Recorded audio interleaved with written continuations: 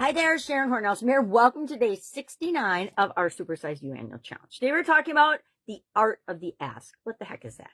That is negotiation. Negotiation is one of the fastest, easiest ways to increase your wealth, increase your income, and so few people do it. I studied negotiation actually when I was in college and learned a lot about practicing on professors and practicing on my schoolmates because everything is a negotiation. Let me put this down.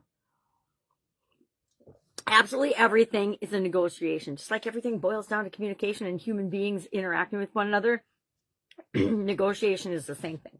Remind me to talk about the SOAP framework today. We're going to hop into, and while we're talking about our daily subject, we're also going to run one of our current challenges through the SOAP framework. Why?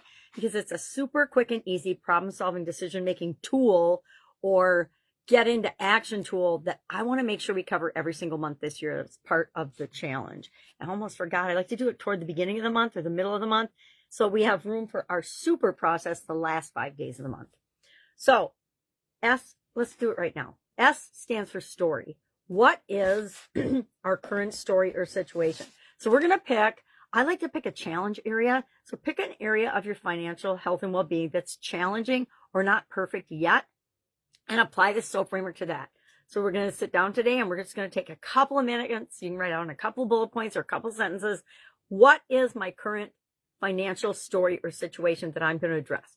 Pick something tangible and small so you can practice applying the process, and then you can use it on bigger and bigger and bigger things. I use it on just about everything now. Almost everything that comes up in my life and my businesses, I run through the SOAP framework. And I've got it installed in my subconscious because I've done it so many times that I automatically do that. So I'm automatically starting, for me, from a higher level of analyzing a problem or a situation or a goal than I would have before. And I think that's really powerful. If we're continually improving and getting better at things like this, it does nothing but make our lives better. All right, let's talk about negotiation. I love this topic because early on, I learned that asking for what you want is absolutely positively not only fun and exciting, but it's also necessary. If we don't ask for what we want, we talked about, and we'll talk about this more with respect to communication, people are not mind readers. I don't know about you. I tell my daughter and my granddaughters this all the time. I cannot read your minds. Grandma cannot read your mind. You have to tell me exactly what you want. Now, it's really hard before they can talk, but once they can talk, it's like, no, I understand you're unhappy about this, but I don't understand what you're unhappy about unless you tell me. So negotiation and the power of asking, it should not be underestimated, right? I contend, and I don't do it anymore so much, but when I was younger, I would like negotiate everything just for practice. Why? Because it helped me in my career, my corporate career. It helped me in my businesses unbelievably. So do you negotiate? Do you ask for what you want? I will say my favorite rule about negotiation, one that saved me so many times, is he or she who mentions a number first loses. And I learned that really early on before I was doing this is my next job negotiation, which literally over the course of my lifetime, just in salaries and jobs, has been worth millions of dollars to me personally, because I was willing to ask for and negotiate things. And I kind of learned this. I knew it before, but it really hit home to me when I realized that I was interviewing for a job. There was a stretch for me, but I knew darn well I could do it. And I was offered a $40,000 signing bonus. Now, to me, that was above and beyond what I was going to negotiate for salary, but that was awesome, right? Sometimes we just have to ask for what we want. Not sometimes, all the times we have to ask. Because what's the worst that can happen? They will say no. And if they say no, guess what?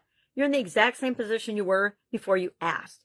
We should do this for pricing, deals. Anytime we buy or sell something, it's getting harder with the internet and so many people buying things remotely or automatically through the internet.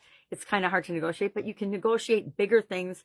For sure, negotiate the bigger things that you're going to invest in and buy in. If you don't go into the car dealership and negotiate your car and your finance rate, it's assuming you're going to finance it, you are absolutely crazy, because that will cost you tens of thousands of dollars in interest.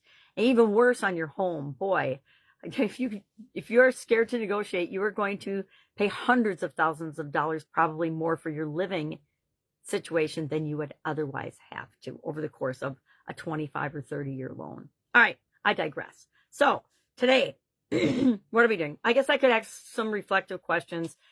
What is it costing you to just stay where you're at, never ask for what you want?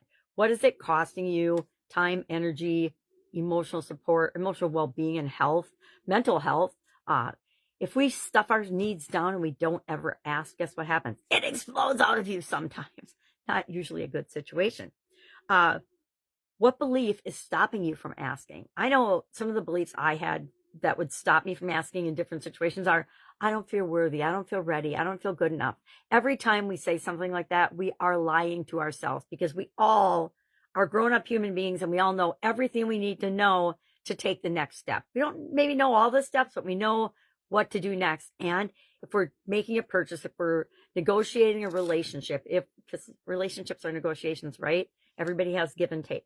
That's what I love about negotiations. It's give and take. One person does not have to win at the sake of the other person losing. That is such scarcity mentality, old world thinking. And we don't want to think that way anymore, right? Nope, because we want to make our life awesome. So today, what are we going to do? Share in the comments below your best negotiation. What is the best thing that you negotiated in your life? Mine is, I've had so many. I've had so many great negotiations, both in my corporate career as well as in my businesses. So I'll have to think on that, and I'll share it in the comments below, my best negotiation. And you get to define best, right? Maybe it's you got your significant other to marry you. That is an incredibly good negotiation, assuming it's the right person, of course. So what are we going to do for an action? Oh, I just said it. We're going to share our best negotiation. If you've never negotiated anything, ask yourself why today and reflect on what's preventing you from asking for what you want, and what the heck makes you think you don't deserve to ask for what you want and have absolutely everything you want. I'd like to chat with a couple of you about that, just to be more aware of that, because there's some of these things I've learned at a really young age, and I think I'm really fortunate because of that. And there's other things that's like, man, I never even thought of that. All right. Also, story. What's your current financial story with respect to one specific problem or area that you want to change? And what's your desired story? We want to do both so that we can identify the gap and then fill it with the rest of the SOAP framework starting tomorrow. All right. If you need any help with anything, ask. Otherwise, have an awesome day. Ask. And I will, of course, be with you tomorrow.